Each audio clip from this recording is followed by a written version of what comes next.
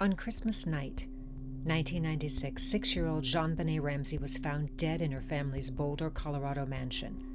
A ransom note, a basement, a crime that stunned the nation and has haunted it for nearly 3 decades. The pathology of a killer is rarely obvious. It hides in family dynamics and coded behaviors, in the space between grief and performance. In JonBenét's case, suspicion settled first and fiercest on her mother, Patsy. But why? This is Crime Standstill Deep Cuts. I'm your host, Carrie Drobin, and we're revisiting the JonBenét Ramsey tragedy, which is still unsolved, and highlighting the cost of silence. Psychologists know that killers rarely act in a vacuum. Their pathology is shaped by need for control, for validation, for image. And in this case, investigators looked at Patsy through the lens of maternal projection. She had been a beauty queen. JonBenét became her legacy, a child thrust into the spotlight, adorned in makeup and sequins, performing for audiences before she had learned to read.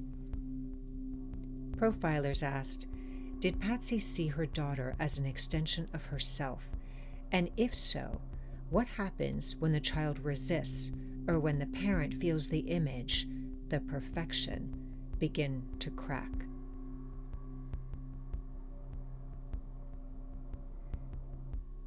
Why Patsy became the prime suspect? Well, there was the infamous ransom note, the 2.5 pages long ransom note written in the Ramsey home on Ramsey stationery, on Patsy's notepad, using her pen. Pretty damning.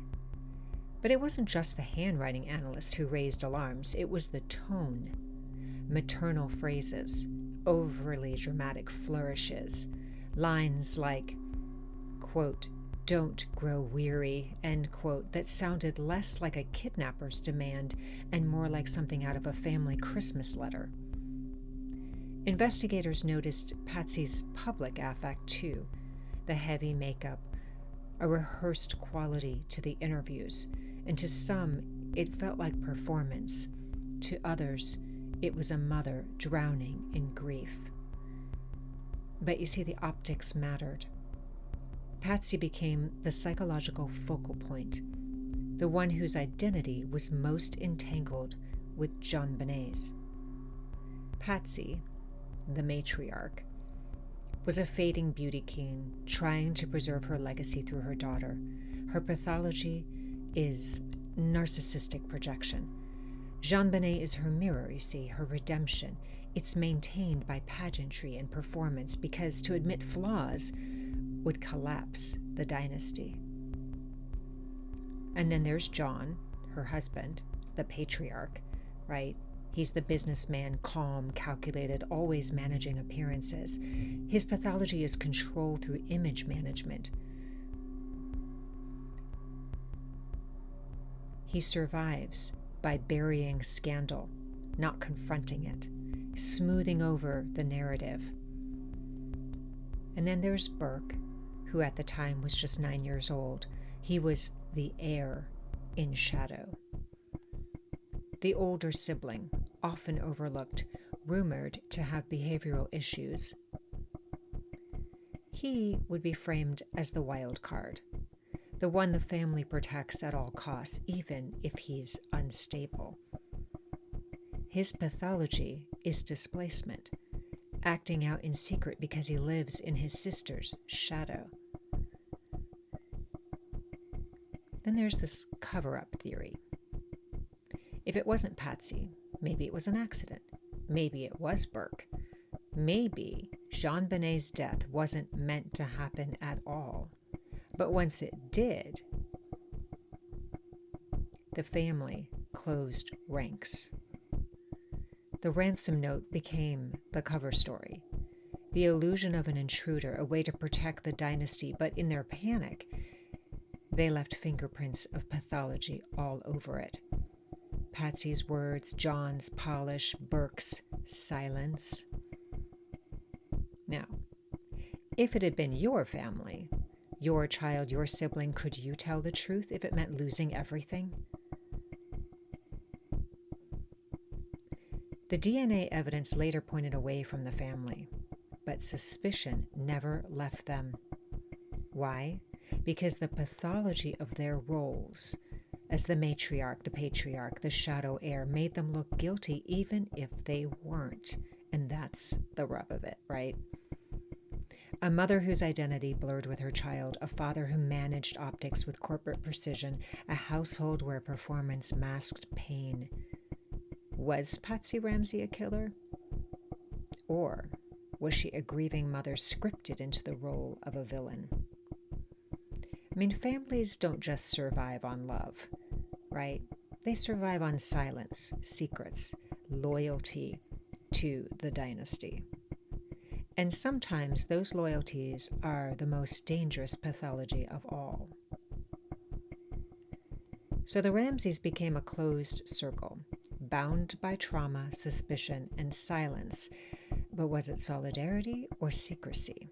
And was their unified front a cover-up or simply a survival mechanism against a world that had already convicted them in the court of public opinion? What do you think? Today I want to shift a bit. I want to put it out there. What if Patsy Ramsey wasn't the killer? Right? What can survivors of violent crime learn from her experience? Grief looks different in everyone. Patsy was condemned for her polished appearance, her stage-like grief, her reliance on image. It all became reasons that people condemned her and doubted her and judged her. But grief is messy, performative, silent, or explosive, depending on the person. So, should outsiders be able to define what, quote, authentic grief looks like? Survivors know that there is no correct script for mourning. Something else we can take away from Patsy's experience. Prepare for public scrutiny, right? Because of the media frenzy, Patsy's every move was magnified and dissected.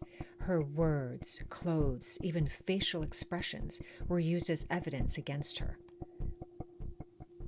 Surviving families often find themselves under a microscope in high-profile cases.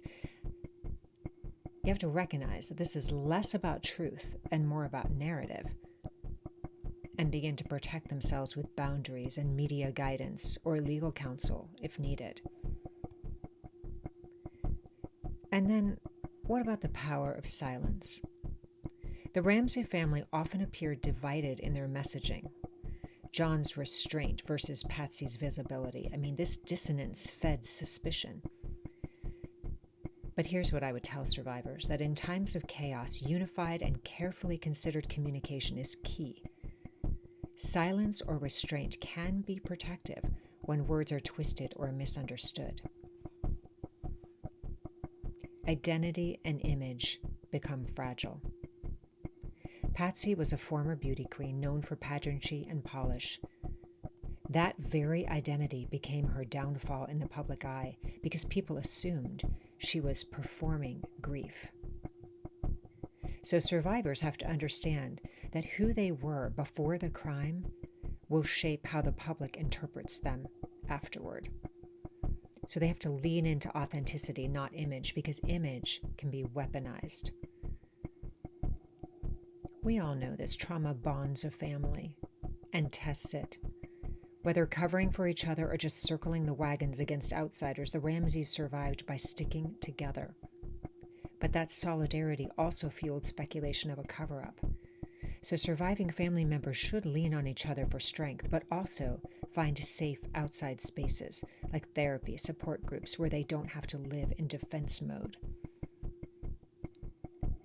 Living beyond suspicion even after DNA evidence pointed away from her, Patsy was never free of public suspicion until her death. Probably not even now. She carried the shadow of accusation for a decade. She would never escape judgment from outsiders. So what matters is holding on to your own truth and finding meaning beyond the narrative that the world tries to impose. So what can survivors learn from Patsy's experience? They can learn that survival isn't just about enduring the loss of a loved one. It's about enduring the stories that others tell about you. Authentic grief, careful communication, and refusing to let the outside world define your healing are vital. There is another haunting layer to the JonBenét Ramsey case that often gets overlooked. Patsy Ramsey, who was a mother under suspicion, a woman carrying the weight of public judgment, faced not only the loss of her daughter, but also the return of her cancer. And here's the question. What does the body tell us about guilt or innocence? Science shows us that stress is not just emotional, it's physical. So when we live in fight or flight mode, cortisol floods the system, the immune response falters, the body begins to break down. Grief doesn't just live in the heart, it lives in the body, right? And we've heard this, the mind-body connection, how chronic stress triggers the body's fight or flight system. It can wear the body down. It makes people more vulnerable to cancer, heart disease, autoimmune disorders, neurological illness, acute stress response in survivors of trauma, or people under suspicion often show somatic symptoms too. Migraines, GI issues, rashes, even stroke-like episodes. The body essentially carries what the mind cannot process. For those of you who have been in survivor mode, you know what I'm talking about, that trauma is physiological. It's unprocessed trauma that lodges in the nervous system. Stress that can't be discharged physically manifests as illness. So what does it say about guilt or innocence? Well, this is where things get nuanced. Stress does not equal guilt. Just because someone becomes sick under suspicion does not mean they're guilty. In fact, innocent people, especially those wrongly accused, often deteriorate faster because they are trapped in a paradox. They cannot prove their innocence, but they cannot escape the spotlight. If Patsy Ramsey wasn't the killer, her cancer recurrence could be read as the psychosomatic toll of carrying suspicion for years. Living under constant accusation, media pressure, and public scrutiny would be enough to ravage the body. But on the flip side, guilty individuals can also manifest illness, not from grief, but from the strain of sustained deception. Maintaining lies, suppressing truth, managing paranoia is physically exhausting. That tension can also erupt as disease. Forensic psychologists don't read illness as proof of guilt or innocence. Instead, they ask, is the illness consistent with the trauma exposure? Or is it consistent with long-term deception? How in the heck would you know the difference? Well, according to Bessel van der Kolk, whose book The Body Keeps the Score, trauma isn't just something we remember. It imprints itself on the body, so that people under prolonged stress develop real physical symptoms. It's a system breakdown.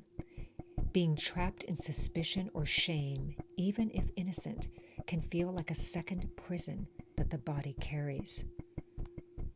Candace Pert wrote about this in her book Molecules of Emotion. She said that emotions aren't abstract, they're chemical, so that every feeling sends a signal through the body. So guilt, shame, or suppressed grief alter our biology the same way that toxins would. In other words, you can lie with words, but the body doesn't lie.